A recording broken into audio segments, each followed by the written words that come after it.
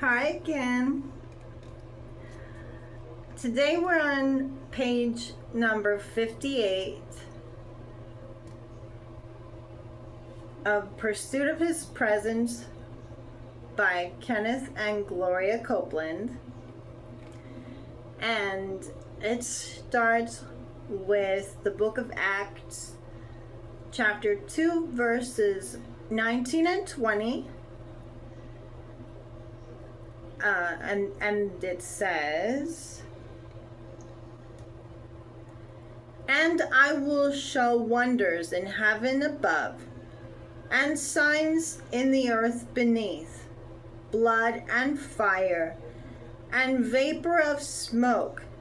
The sun shall be turned into darkness, and the moon into blood, before that great and notable day of the Lord come." Sitting on the edge of his seat, all my adult life, Mama used to say, "Kenneth, Jesus is coming this year." I would say, "Is that right, Mama?" She'd say, "Yes, he's coming this year, and you had better get yourself straightened out." Even though Jesus didn't come when Mama said, she was right. Jesus is coming. I don't know if it's this year. I don't know if it's next year. I don't know if it's next week. But I do know he's coming, and it's a whole lot sooner than most people think. Just take a look around. It doesn't matter where on this planet you live. There is more glory, more preaching, more outpouring, more word, more believers, even more hell on this earth than there ever has been before. It's nothing like mankind has ever seen. You and I are now living and operating in a whole new time frame. When we made Jesus the Lord of our lives, we moved over into his time schedule and he came into ours. But what I really want you to grasp is that Jesus's time frame and the world's time frame do not function the same. We're in the same space as the rest of the world, but we're not functioning on the same schedule. From the very beginning, God has given us the time frame in which he will work with mankind. It is a 7-day time frame, and a day is 1,000 years. For example, we see in Genesis that God created the earth in 6 days and rested on the 7th. He then gave mankind a 6,000-year lease on the earth. Jesus was born 4,000 years into that time frame, or on the 4th day. For all practical purposes, 2,000 years have come and gone since Jesus' birth and ministry, which is 6,000 years since Adam was created.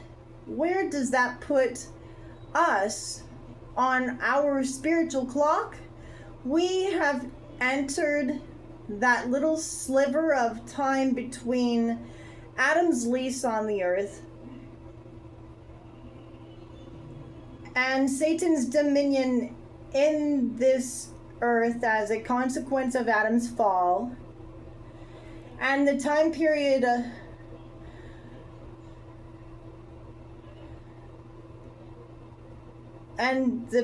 of time we read about in Acts chapter 2, verses 19 and 20.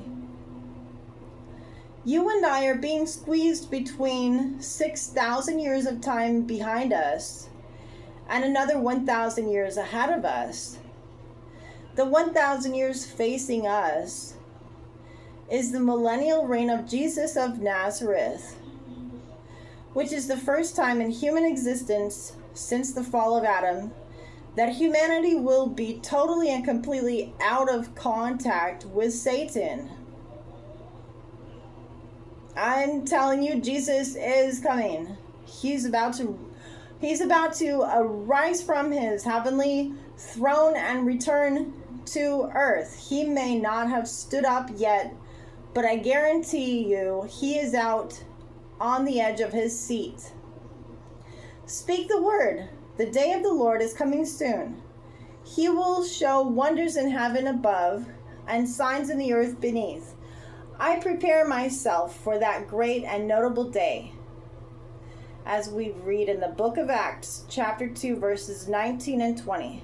And for further study, we have 1 Thessalonians, chapter 4, verses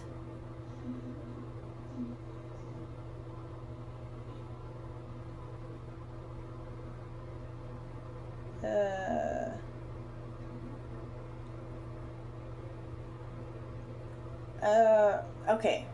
1 Thessalonians chapter 4 verse 13 and 1 Thessalonians chapter 5 verse 11.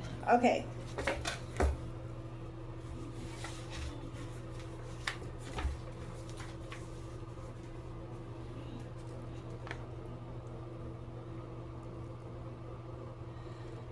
And now, dear brothers and sisters, we want you to know what will happen to the believers who have died, so you will not grieve like people who have no hope.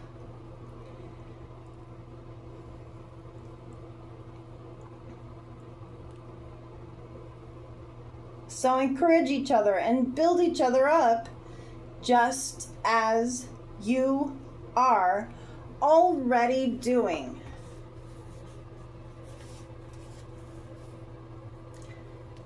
Peace, y'all.